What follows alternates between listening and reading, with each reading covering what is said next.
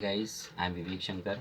In previous lecture, I discussed about the physical properties of metal, in which I discuss about the physical state of matter and physical state of metals, hardness of the metals, metallic clusters of the metals, and some other properties. Today, I discuss about the physical properties of metal, in which I discuss about the ductility, malleability, melting point and boiling points, thermal and electrical conductivity, electron emissions, as well as formation of alloys and sonority. So guys, let's start the topic now. Guys, मैंने पिछले video में मैंने आपको physical properties of metals के बारे में discuss किया था। वहाँ पर मैंने आपको कुछ 5 या 4-5 प्रॉपर्टीज़ जो थी फिजिकल वो मैंने डिस्कस करी थी, डेंसिटी वगैरह। आज मैं कुछ जो मेटल्स की अलग अलग प्रॉपर्टीज़ होती हैं उनको भी मैं डिस्कस करूँगा। पहली है बेटे आपकी, है ना, मेबिलिटी। डाल लीजिएगा मेबिलिटी। ठीक है, तो मेबिलिटी क्या होती है पहले तो ये समझ लीजिए कि ये प्रॉपर्टीज़ क्या बताती है। अगर मान लीजिए मैं किसी मेटल को P2 हथौड़े से और पीट के उसे एक थिन शीट में कन्वर्ट कर दूँ विदाउट ब्रेकिंग, तो मेटल्स की ये जो प्रॉपर्टीज़ होती है, इस प्रॉपर्टीज़ को हम लोग मेबिलिटी बोलते हैं। क्या बोलते हैं? मेबिलिटी। ठीक है, सो गाइस, तो आप इसको इस तरह से लिख सकते हो, मेबिलिटी इज़ द प्रॉपर्टीज़। लिखिए आप लोग, malleability is the properties by which metal can be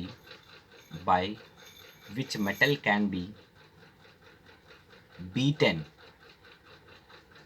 metal can be beaten into thin sheets with a hammer, with a hammer without breaking। ठीक है, तो अगर आप किसी मेटल्स को बीट करते हो with the help of hammer to convert metal into a thin sheet, that type of properties of metal is known as meability। तो मैं आपको बताना चाहूँगा, सबसे ज़्यादा जो मेबिलिटी होती है वो होती है गोल्ड की। किसकी होती है बेटे? गोल्ड की मेबिलिटी जो होती है वो मैक्सिमम होती है। क्या होती है बेटे? मैक्सिमम होती है। और साथ ही साथ नेक्स्ट देखिएगा, नेक्स्ट होता है मेरा डक्टिलिटी। डक्टिलिटी, तो अगर मैं डक्टिलिटी की बात करता हूँ तो डक्टिलिटी क्या क्या शो करती है, ये किस टाइप की प्रॉपर्टीज़ है। अगर किसी मेटल को मैं पीट के एक तार में कन्वर्ट कर दूं, है ना, एक वायर में कन्वर्ट कर दूं, तो वो जो मेटल की प्रॉपर्टीज़ होती है कि वो एक वायर में कन्वर्ट हो सकता है, तो वो प्रॉपर्टीज़ उसकी कहलाती है डक्टिलिटी। क्या कहलाती है? डक्टिलिटी। मैं आपको बताना चाहूँगा बेटे कि डक्टिलिटी, है ना, कि आप किस तरह से लिखोगे, तो आप लोग लिखिएगा ज़रा, मैं बोल रहा हूँ, नोट डाउन करिए। Ductility is the properties by, ductility is the properties by, लिखे लिखे, है ना, ductility is the properties by which metals can be drawn into thin wires, drawn into thin wires, है ना। तो ये प्रॉपर्टीज़ क्या कहलाती है? डक्टिलिटी कहलाती है। और डक्टिलिटी की सबसे ज़्यादा किसकी होती है बेटा? सिल्वर की होती है ना। सिल्वर की मैक्सिमम डक्टिलिटी होती है। अगर आप, है ना, कह सकता हूँ मैं, अब अगर आपने 1 ग्राम सिल्वर ले रखा है तो आप उससे 2 किलोमीटर तक का वायर उससे आप बना सकते हो। यानी सिल्वर की डक्टिलिटी जो होती है वो सबसे ज़्यादा, यानी मैक्सिमम होती है सिल्वर की डक्टिलिटी। तो गाइज ये याद रखिएगा, ठीक है। इसलिए मैं बता रहा हूँ, ये क्विज़ वगैरह में क्वेश्चंस पूछ लिए जाते हैं, इसलिए आपको भी पता होना चाहिए, और ऑब्जेक्टिव क्वेश्चंस भी पूछे जाते हैं इससे, ठीक है। चलिए, इतनी बात क्लियर होगी कि मेबिलिटी क्या होती है, डक्टिलिटी क्या होती है। तो आप जान गए कि मेबिलिटी में क्या होता है, अगर किसी मेटल को आप हैमर के थ्रू बीट करके एक थिन शीट में कन्वर्ट कर दें तो उस जो मेटल की प्रॉपर्टीज़ होती है उसको मेबिलिटी बोलते हैं। अगर किसी मेटल को आप हैमर के थ्रू बीट करके आप उसे थिन वायर में कन्वर्ट कर लेते हो तो वो उसकी प्रॉपर्टी डक्टिलिटी कहलाती है। डक्टिलिटी सबसे ज़्यादा सिल्वर की होती है और मेबिलिटी सबसे ज़्यादा गोल्ड की होती है। पहले आपने सुना होगा कि जब राजा महाराजा लोग होते थे तो मिठाइयों पे गोल्ड की एक फॉइल चढ़ती थी, वो कितनी पतली होती है। आपने सिल्वर फॉइल तो देखी होगी, आजकल काफ़ी चढ़ती काजू कतली वगैरह में। तो वो भी कितनी पतली होती है, उससे भी बहुत ज़्यादा पतली होती है आपकी गोल्ड की। तो गोल्ड है ना, गोल्ड की मेबिलिटी सबसे ज़्यादा होती है, बट डक्टिलिटी सिल्वर की होती है। ठीक है, अब बात करते हैं नेक्स्ट जो मेरी प्रॉपर्टीज़ है, मेल्टिंग पॉइंट है ना, हेडिंग डालते हुए चलिएगा आप लोग, melting point and boiling point, and boiling point.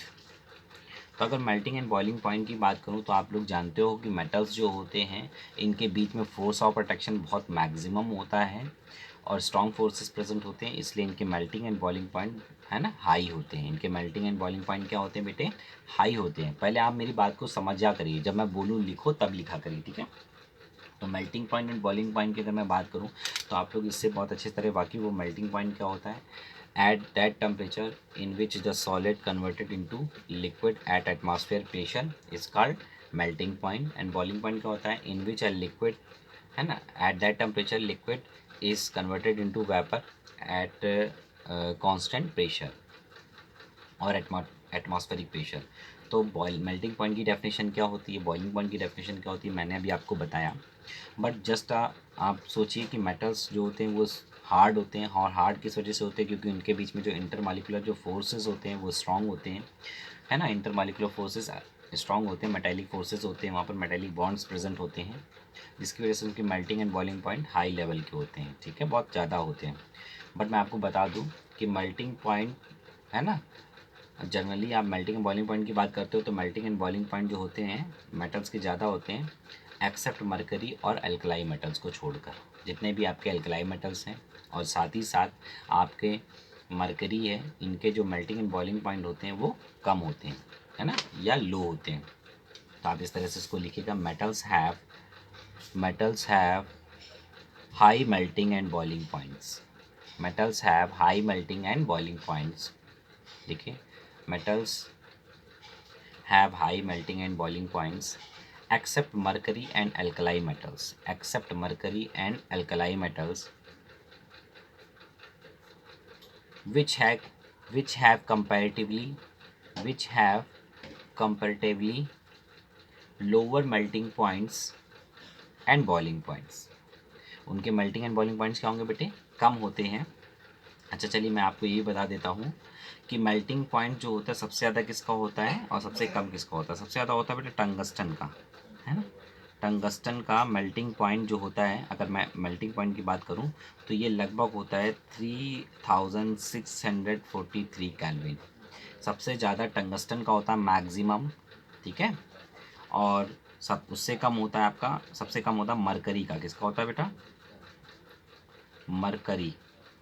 Mercury का जो मेल्टिंग पॉइंट होता है वो आपका होता है 234 केल्विन, 234 का केल्विन होता है इसका मेल्टिंग पॉइंट, जो कि सबसे कम होता है, मिनिमम होता है। अगर मैं बॉइलिंग पॉइंट की बात करूं तो बॉइलिंग पॉइंट भी टंगस्टन का बहुत ज़्यादा होता है ना।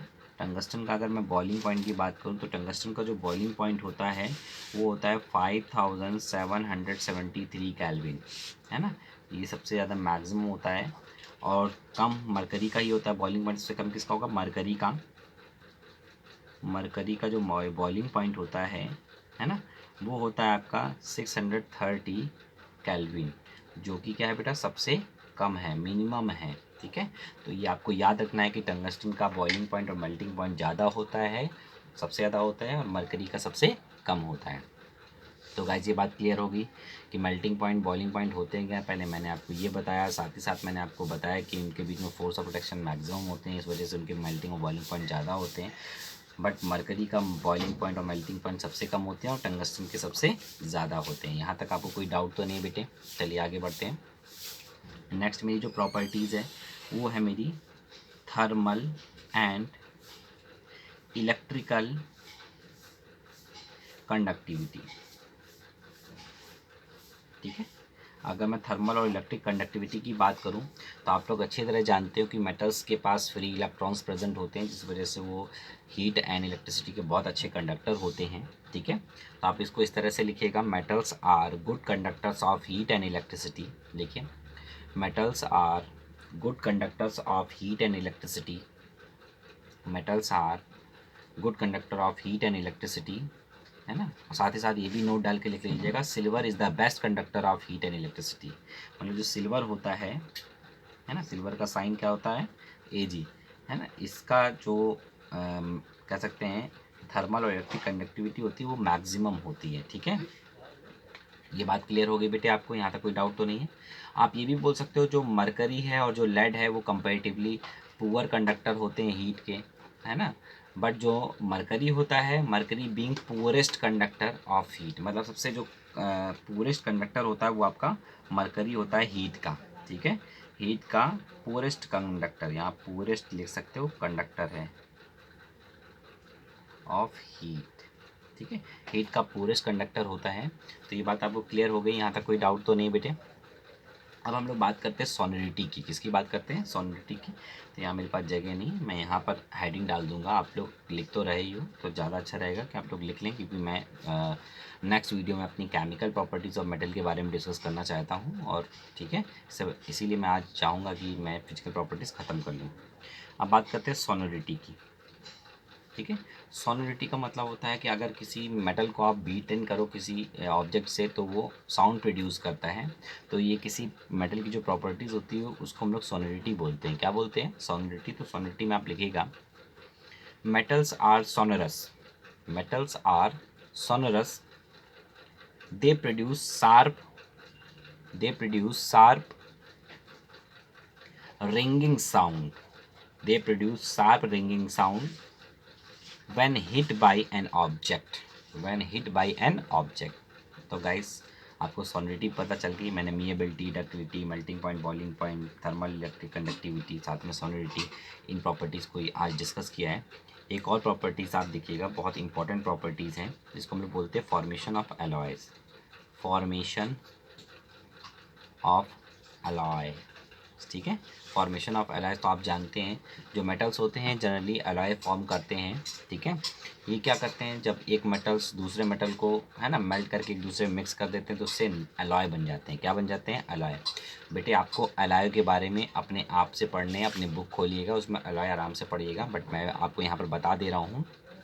बट डीपली जो आप नॉलेज है वो आप उससे ले लीजिएगा, क्योंकि आपको पता होना चाहिए कि कौन कौन से, जैसे मान लीजिए स्टेनलेस स्टील है ना, और ब्रास है, ब्रॉन्ज है ना, स्टेनलेस स्टील है या स्टील है, तो इनमें कितना कितना परसेंटेज या कौन कौन से कॉन्स्टिट्यूएंट प्रेजेंट रहते हैं, ये कभी कभी पूछ लिया जाता है। तो मैं इसकी एक फ़ोटो आपको सेंड करूँगा, उससे भी आप इसको देख के समझ सकते हो, फिर भी आप इसको पढ़ लीजिएगा अपने आप से भी, ठीक है। थोड़ा सा चलिए मैं बोलता हूँ, आप लिख जाइएगा कि आखिर फॉर्मेशन ऑफ एलॉय में लिखिएगा, a homogeneous mixture of a metal, a homogeneous mixture of metal, homogeneous सही लिखिएगा, HOMOGENEUOUS, ठीक है। तो हो a homogeneous mixture of metals with another metal और विद अ मेटल और नॉन मेटल, और विद अ मेटल और non metal is called alloy, है ना। तो अलॉय कैसे बनते हैं, जब आप दो मेटल्स को आपस में इंटरमिक्स कर दीजिए, है ना, या फिर एक मेटल से एक नॉन मेटल को मिक्स कर दीजिए, उससे अलॉय फॉर्मेशन होते हैं। लिखिए आगे, alloys are also called solid solutions, alloys को हम लोग क्या बोलते हैं बेटे, सॉलिड सॉल्यूशंस भी बोलते हैं। क्या बोलते हैं, सॉलिड सॉल्यूशंस, ठीक है गाइस।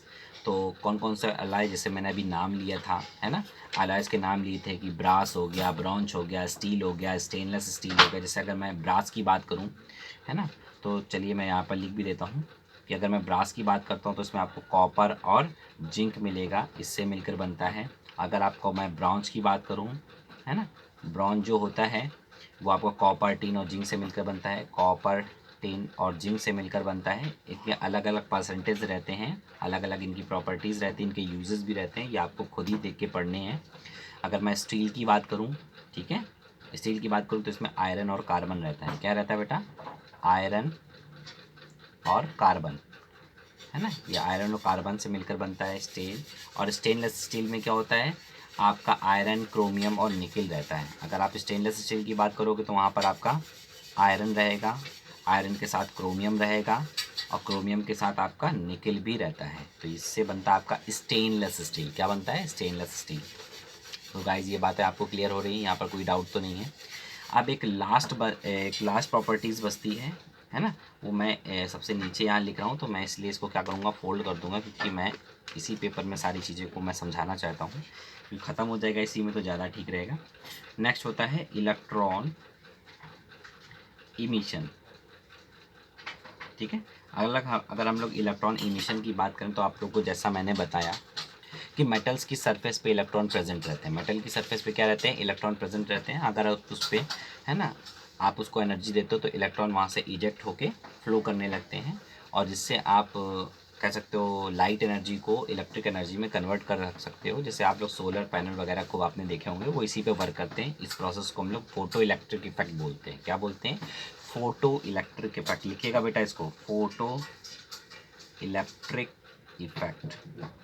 ठीक है गाइस, तो उसको क्या बोलते हैं हम लोग, फोटो इलेक्ट्रिक इफेक्ट बोलते हैं। तो जरा इसको लिख लीजिएगा, इमिशन ऑफ है ना इलेक्ट्रॉन्स फ्रॉम द सरफेस। तो इसको लिखिएगा, the phenomena of emission of electron, the phenomenon of emission of electron.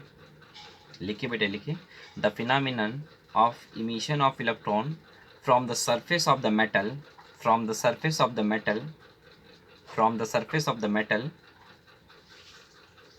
by the action of light, by the action of light, by the action of light is called, by the action of light is called photo electric effect. उसको हम लोग क्या बोलते हैं बेटा, photo electric effect बोलते हैं। और जिस मेटल की इमिशन, इलेक्ट्रॉन की इमिशन की सबसे ज़्यादा टेंडेंसी होती है वो होता है बेटा सीजियम। ठीक है, सीजियम जो मेटल होता है ये आपका बहुत आसानी से इलेक्ट्रॉन को इजेक्ट कर सकता है अपने सरफेस से, इसीलिए सीजियम है कि जो फोटो इलेक्ट्रिक इफेक्ट होता है, जो सोलर पैनल देखते हो तो उसमें आपको मोस्टली सीजियम मेटल की ही सीट मिलती है। किसकी सीट मिलती है, सीजियम मेटल की। तो गाइस ये बात आपको क्लियर हो गई। आज मैंने क्या करा है, सारी की सारी जितनी भी प्रॉपर्टीज़ होती है मेटल्स की, फिजिकल प्रॉपर्टीज़, वो मैंने यहाँ डिस्कस कर दी है। ठीक है गाइस, अगर आपको मेरा वीडियो अच्छा लगे तो लाइक एंड सब्सक्राइब करना ना भूलें। और आप जिस तरह से मैंने लिखा है प्लीज़ आप लोग इस तरह से बिल्कुल भी मत लिखिएगा, जैसे मैंने आपको बोलता गया हूँ उस तरह से आप अच्छी अच्छी लैंग्वेज में लिखते जाइएगा। मैंने तो आपको ये समझाने के लिए इस तरह से पढ़ाया है। ठीक है बेटे, thank you watching, thank you so much for watching my video, thank you so much guys.